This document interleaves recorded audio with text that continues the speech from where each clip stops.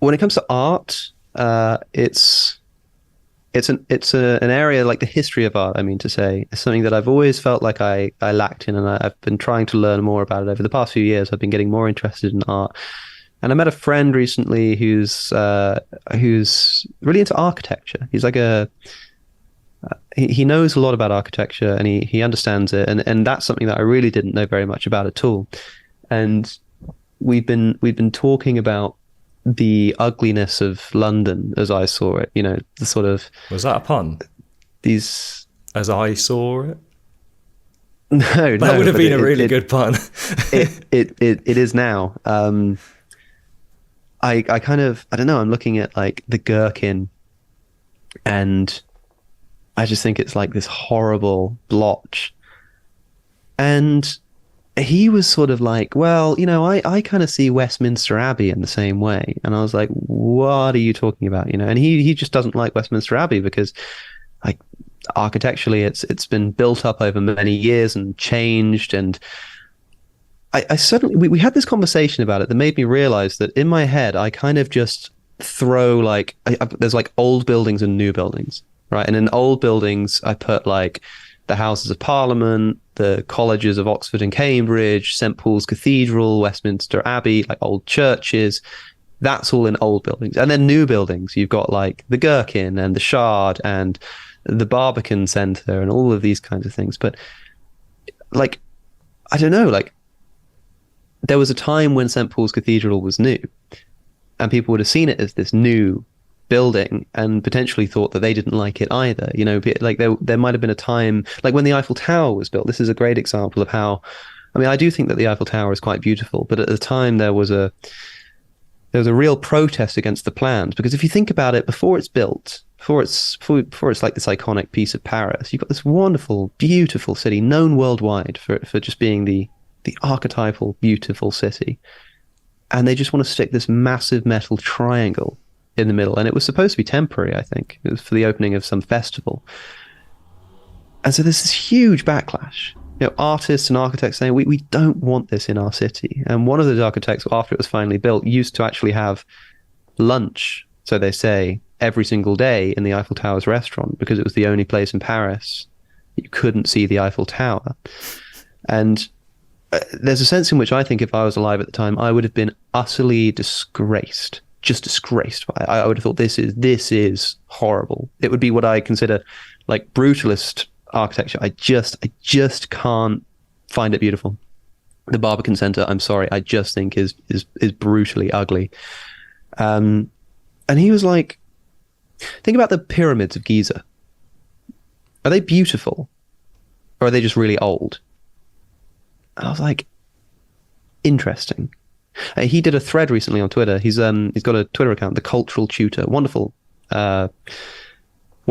Everybody should go and follow it. And he did a thread about brutalism. Not quite a defense of brutalism, but trying to see brutalism in a new light. And he was talking about how it kind of has more in common with the sort of, you know, like blank geometric shapes of the pyramids than it does with any kind of like Gothic cathedral. I thought, interesting. You know, if the Barbican was 1,500 years old, it would probably be like one of these marvels that people would come like specifically to London just to see, and they'd go and explore it, and they'd be amazed by it. They'd think they'd never seen anything like it. They couldn't believe it. And I thought, maybe there is just something about time that bestows beauty on things. And when I look at the Gherkin and I look at the Shard and I think, they're not really very pretty. And maybe I would have just thought the same thing when St. Paul's was built. And so the thing that amazed me in terms of like, it's not so much an artistic product, but an idea about art, is that like maybe I've just got a status quo bias. And it made me actually feel a lot better, because I get a bit annoyed about the ugliness of a modern city.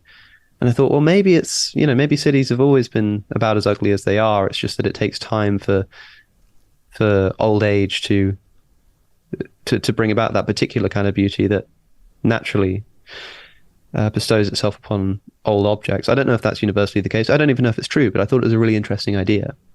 You could kind of extrapolate that out to how you we're talking about things like difficult conversations and how you empathize with others to some degree, and talking about attributing malice and how just how you look at the other side of things, how you can both see the same building and have a total sort of reversed opinion.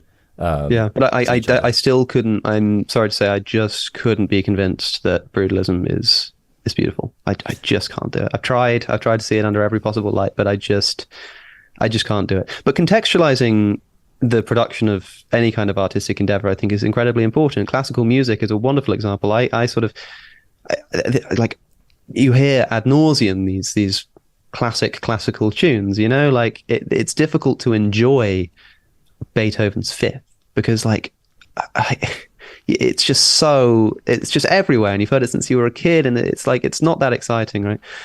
And I just remember thinking to myself, like, I'm going to imagine, there's something about like imagining when it was produced. That is, like, you got to put yourself in a time when the only time you ever hear music, ever, not in a shop, not in a car going past, not on the radio, not on your headphones, not in the morning, like alarm clock, like the only time you ever hear any kind of music in any form is either if there's like a street performer on the street, you play it yourself, or you go down to the box office, you buy a physical ticket, you put on your suit and your top hat, you walk down to the theater, you shuffle in, you sit down, you get a refreshment, you wait, you sort of like twiddle your thumbs, lights go down.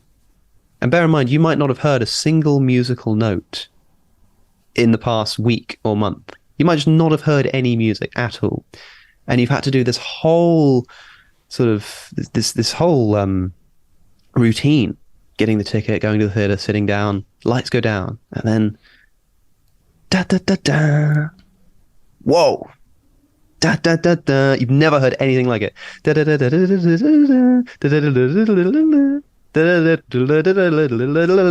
da. I'm listening to it again thinking, wow, this is the most like amazing thing that I've ever heard in my entire life. And it had something to do with just contextualizing it, just putting it where it first emerged, and listening to it with those ears completely transformed the experience for me. And it immediately gave me this newfound appreciation for classical music and made me excited about going and re-listening to everything else that I'd already heard 1,000 times, but with these new ears on. So, WAP by Cardi B in several... It's not impossible that you in several hundred years would listen to that and be as astonished, possibly.